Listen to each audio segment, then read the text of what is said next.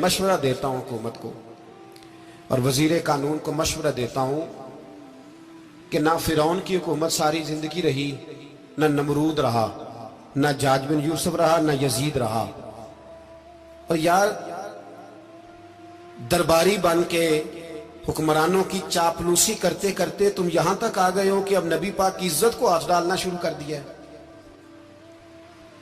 और आप यकीन करें सियासी जमातों का इतना बुरा हाल है कि इनके लीडर के बारे में कोई बात करे तो पागल हो जाते हैं ये एहतजाज कर करके।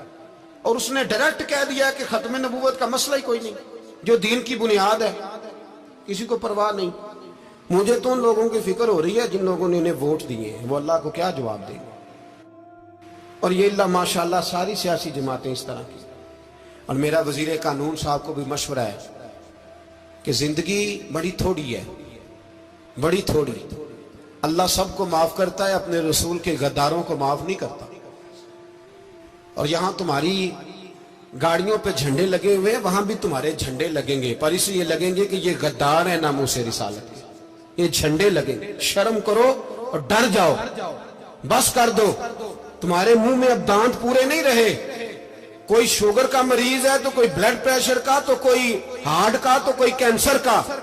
शर्म करो और अपनी कब्र की भी थोड़ी सी फिक्र करो। बताओ पाकिस्तान के कितने सदर गुजरे, वजीर आजम गुजरे, तो उनकी कब्रें कहां हैं? कोई जाता है उनकी कब्रों पे? किसी को खबर है? क्यों अपने लिए जहन्नम इकट्ठी करते? सारा कुछ दुनियादारी रह गई है, सारा कुछ सिर्फ यही रह गया। हजरत अबू बकर सरदार थे, हजरत उमर सरदार थे कबीले, हजरत उस्मान सरदार थे। उन्होंने सरदारियों को ठोकर मार के रसूलुल्लाह के कदमों में बैठना पसंद किया। सरदारियां छोड़ के गुलाम बन गए। तुम सरदारियां बचाने के लिए रसूलुल्लाह की गद्दारी करते हो, शर्म नहीं आती।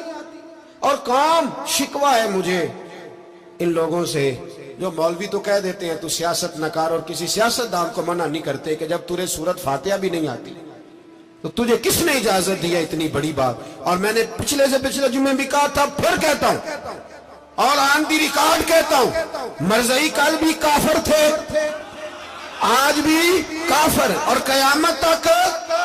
और जो उनके कुफर में शक करे वो भी, और पक्का बेईमान है, काफिर है।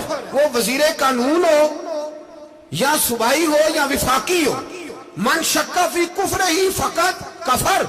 जो मरज़ई के कुफर में शक करे वो भी काफिर है। हमारे रसूल आखिरी रसूल है। हम किसी को ये इजाजत नहीं देंगे कि वो खत्म नबूवत में रखड़ा डालने की कोशिश करे। हम किसी को ये इजाजत है। और तुमने कौम को लूटा, लूटते रहो, अब ईमान पे डाके तो ना डालो। तुम्हें दौलत लूट के पेट नहीं भरा, अब ईमान लूटना शुरू कर लिया। तुम्हारा फैक्ट्रियां लूटकर, कौमी खजाना लूटकर पेट नहीं भरा। बेईमानो, अब दीन बेचकर अपनी हुकूमतें पक्की करोगे। और वो लोग भी तैयार हो जाएं जो इन बेईमानों को मुंतखब करते हैं, उनसे भी सवाल करेगा खत्म नबूवत का मौजू कयामत के दिन कि तुम बताओ। इनको सपोर्ट करते थे जो रसूलुल्लाह सल्लल्लाहु अलैहि वसल्लम के बाद भी किसी नबी को नबी मानना दुरुस्त जानते थे। शर्म आनी चाहिए, ख्याल होना चाहिए। और मैंने कहा कि हमारा दिल नहीं चाहता, आप यकीन करें। हमें शौक है जुलूस निकालने का, तुम्हारे खिलाफ बातें करने का। तुमने रोज थर्मामीटर निकाला होता है, चेक करते हो कि ईमान कितना है कितना नहीं है। ये पाकिस्तान अगर सूबा सिंध है तो हजरत अब्दुल्ला शाह गाजी का है, अगर बलोचिस्तान है तो हजरत बाबा अब्दुल रहमान का है, और अगर पेशावर है तो वो सूफिया का है, और अगर ये धरती पंजाब है तो ये दाता अली अजमेरी की है, ये बाबा फरीदुद्दीन की है। इसमें किसी गद्दार को कब्जा करने की इजाजत बिल्कुल नहीं मिलेगी। और हम वो लोग भी नहीं जो चुप करके अंदर सोते रहे, कौम जो करती है करती रहे, हमें परवाह नहीं। ना, ऐसी कोई बात नहीं। कोई बंदा ना समझे कि इन्हें होश नहीं, इन्हें पता नहीं, हमें सारा कुछ ही आता है। फिर अगर कल को कोई मुमताज कादरी पैदा हो गया तो शिकवा ना करना। कल को कोई फिर से आमर चीमा निकल आया तो शिकायत ना करना, याद रखना।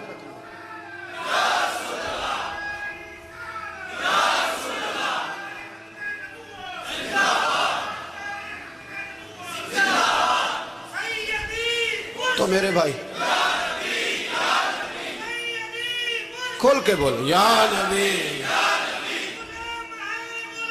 रसूल के बोल।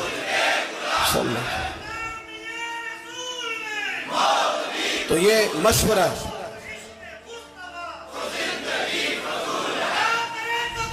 جزاک اللہ. تو یہ تمہیں مشورہ ہے.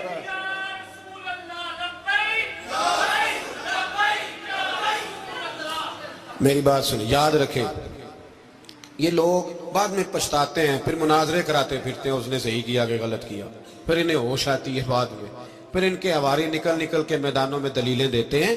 اس لیے ہمارا مشورہ ہے انہیں کہ یہ اپنی حد میں رہیں، اور جو کام تمہارے ذمہ، میں نے کہا نا تم نے بڑا لوٹا، یہ قوم روز تمہیں موقع دیتی ہے لوٹنے کا، یہ موقع دیتی ہے، تو تم نے دولت لوٹ کے پیٹ نہیں بھرے، اب ایمان لوٹنے کے چکر میں آ گئے ہو. یاد رکھو، مسلمان گناہگار ہیں، غدار نہیں ہے. تمہیں دولت لوٹنے کا تو شاید موقع مل گیا ہے، پر ایمان لوٹنے کا موقع نہیں ملے گا. تو اس لیے اس کو لگام دو. اور ویسے بھی کتا جو پالتو ہوتا ہے نا، اس کو گھر کے اندر سنگلی سے باندھ کے رکھنا چاہیے. یہ تمہارے بوٹ چاٹتے ہیں، بھونکتے ہیں، تمہارے حق میں وزارتیں لیتے ہیں. ہم نے تو کوئی وزارت نہیں لی تم سے، اور نہ ہمیں شوق ہے، اس لیے کہ ممبری کیا کرنی ہے جس کو ممبر رسول عطا کر دیا جائے. اس نے کیا کرنی ہے یہ ممبریاں، اس کو پکا پکا ممبر رسول دے دیا جائے. تو اس لیے اس سے باہر آؤ. میں نے کہا بڑے بڑے نمرود، فرعون، قارون دفن ہے، تمہارا بھی نام تک نہیں ہوگا، بالکل نام نہیں ہوگا. اس لیے ہمارا مشورہ، اور آپ لوگ بھی آئیں نا یہ اگلے سال، تو ان کو کھڑا کر کے پوچھ لینا، اسلامی جمہوریہ پاکستان کا تم نے ایم پی ایم نے بننا ہے، پہلا کلمہ ہی صحیح سنا دو. چلو خدا کا واسطہ یہی بتا دو کہ تمہیں نماز بھی ڈھب سے آتی ہے کہ نہیں. اور آپ کی موج ہے، آپ بٹھا لیتے ہیں سر پہ، کیا کرے، سمجھانے والے مفت گناہگار ہو گئے اور بہکانے والے سب تمہارے یار ہو گئے. اس لیے یہ چھیڑتے ہیں جان بوجھ کے. اور پھر جب کوئی ممتاز قادری علیہ رحمہ پیدا ہوتے ہیں، پھر انہیں دشواری ہوتی ہے، پھر ان کا جینا مشکل ہو جاتا ہے. یہ موقع دیتے ہیں، پتہ نہیں کس کے ایجنڈے پہ عمل کر رہے ہیں. میرا سوال یہ ہے، میں نے پچھلے جمعے پھر میرا سوال ہے کہ میں پوچھتا ہوں، اس آدمی کو ضرورت کیا ہے ختم نبوت پر بات کرنے کی، جب امت مسلمہ کے متفق کا فیصلہ ہے کہ مرزائی کافر، اسمبلی نے بل پاس کر دیا کہ مرزائی، ان کو اقلیت قرار دے دیا، اور جب سے وہ اقلیت بنے، نہ ہم نے ان کی عبادت گاہ جلائی، نہ ہم نے ان کو قبروں سے نکالا، نہ ہم نے، بس ٹھیک ہے جیسے عیسائی رہتے ہیں، یہودی سے کس ملک میں رہتے ہیں وہ بھی رہے، اقلیت بن کرے، کوئی اعتراض. پر تم انہیں کھینچ کھونچ کے کیوں قریب کرتے ہو؟ تمہارا کیا جرانہ ہے ان کے ساتھ؟ بتاؤ تو صحیح. ان لوگوں سے ان کو چاہیے اپنے منہ میں لگام ڈالیں، اور اگر نہیں ڈالیں گے پھر انشاءاللہ ڈالی جائے گی، اور بڑی تگڑی ڈلے گی، اور پھر ایسی ڈلے گی، ایسی ڈلے گی. سلمان تاثیر جب مرا تھا نا، تو 5-5 لاکھ روپیہ مولویوں کو آفر کی جنازہ پڑھاؤ، 5-5 لاکھ روپیہ چھوٹے چھوٹے مولویوں کو. اور داتا صاحب کی مسجد کے خطیب بھی صوبائی جو تھے، وہ خطیب تھے، ملازم تھے، انہوں نے کہا کہ ایمان نہیں بھیجنا، نکالنا نوکری